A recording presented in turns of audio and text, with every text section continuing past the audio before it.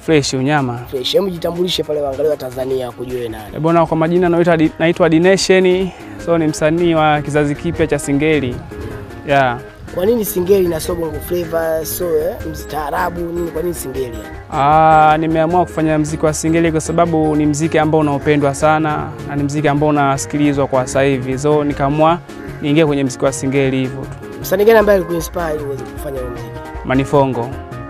Manifongo ndo kani-inspire mpaka nimekuwa hivi. Kwa nini Manifongo na sio Msagasumu, Social Mwamba, sio MC Sudi, wakina Idi Kapala? Kwa nini Manifongo? Manifongo kani-inspire kwa sababu ni watu ambao wameanza muziki kitambo sana.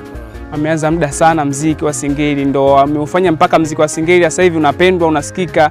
Yote ni kwa ajili yao, kwa sababu so hivyo yani ndo maana Manifongo kani-inspire mpaka nimefanya muziki wa Singeli.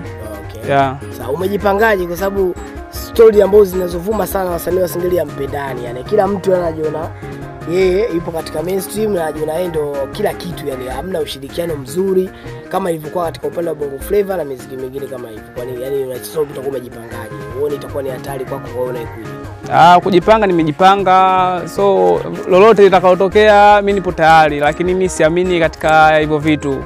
So mimi naamini muziki wangu